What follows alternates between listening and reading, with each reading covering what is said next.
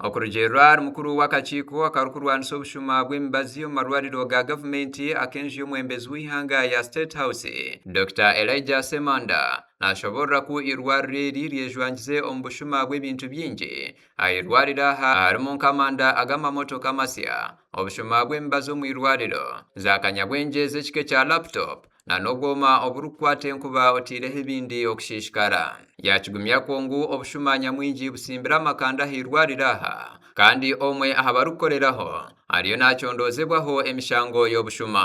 Dr. Semanda yashoborora ngu eyindi mishango eriyo nekorwaho obwebembezi bw'irwariro eri. Issues of theft. There were multiple thefts of very many things in the hospital. Theft of batteries of a new car, a theft of medicines, a theft of laptops, theft of lightning conductors and other metals, and vandalism.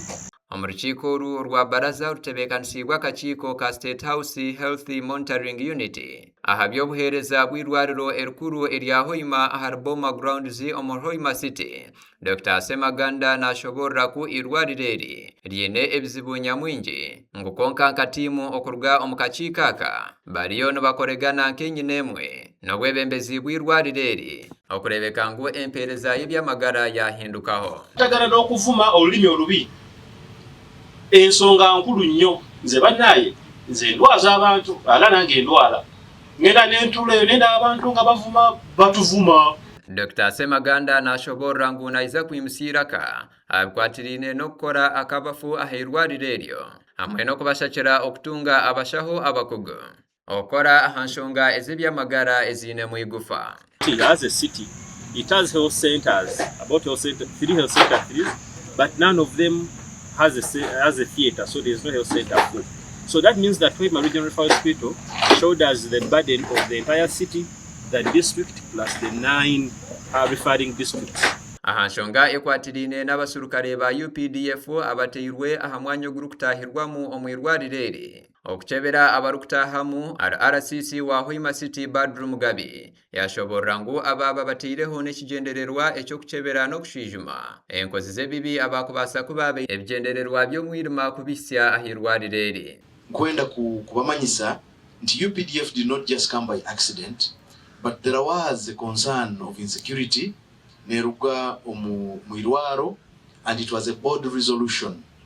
Dr. Ibrahim Obwaga ari mukuru w'irwariro rya Hoima Regional Referral Hospital yashoborra ngu beine abakozi bake ah'irwariro eri. Our intention was to obtain feedback from the community because the feedback initiatives that we have are not known to the majority of the people, especially the QR code, and yet it would help us so much in client satisfaction. Yagaruka yashoborra habizibu nyamwingi ah'irwariro eri nk'obutaba n'akabafu hamwe n'omwanya ogw'okuziikamu ababuzirwa babo. We have a portion of our clients that come with patients and they dump them in the hospital. For some reason they dump them and they disappear. And at the end we have, unfortunately, we may have some unclaimed bodies. Bwanyuma y'ebyo abatura ba Hoima City nabo bayigambira nagabo ebizibu ebirukubanyangaraza ebirukuremesa empeereza nungi ah'irwariro rya Hoima Regional Referral Hospital. Okutandika n'ensiima obuheereza in terms of professionalism. Nti ndwalizeyo abarwaire abatungire severe injuries baitu obuheereza butoberire bulungi muno.